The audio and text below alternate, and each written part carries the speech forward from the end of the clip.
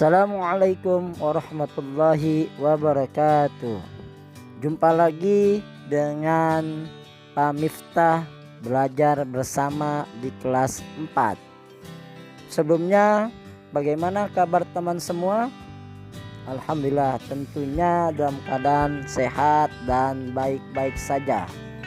Baiklah, sebelum kita memulai pembelajaran, lebih baiknya kita membacakan doa agar pembelajaran kita kali ini mudah dipahami dan berjalan dengan lancar.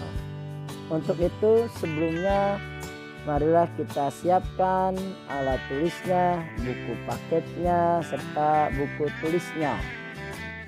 Kali ini kita akan membahas masih tema 1, subtema 2, dan pembelajaran 1. Baiklah teman-teman, beberapa hari lalu telah kita mempelajari tentang bunyi, baik itu rambatannya maupun sifatnya. Kali ini kita akan mempelajari bagaimana bunyi itu bisa sampai ke telinga kita, bagaimana telinga kita bisa menangkap bunyi dengan jelas. Untuk itu, marilah kita simak video pagelaran musik tradisional.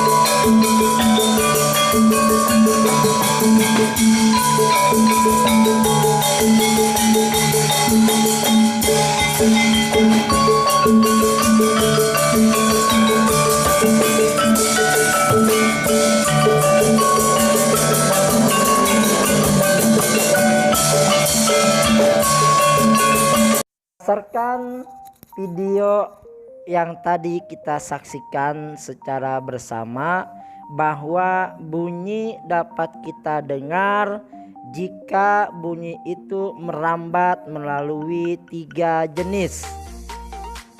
Di antaranya merambat melalui benda padat, melalui benda cair, dan juga melalui udara.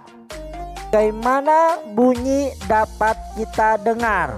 Oleh karena itu, sebelumnya marilah kita bahas bagian-bagian telinga.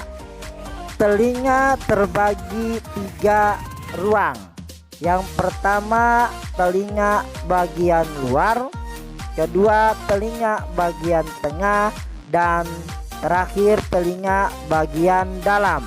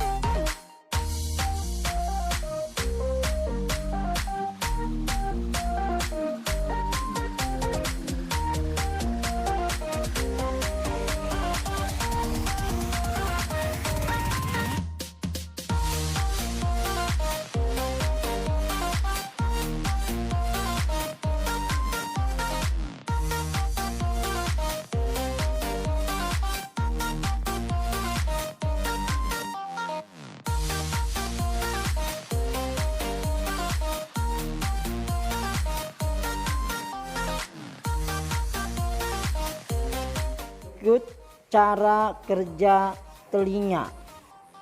Suara yang berasal dari lingkungan akan ditangkap oleh daun telinga dan untuk diteruskan ke lubang telinga.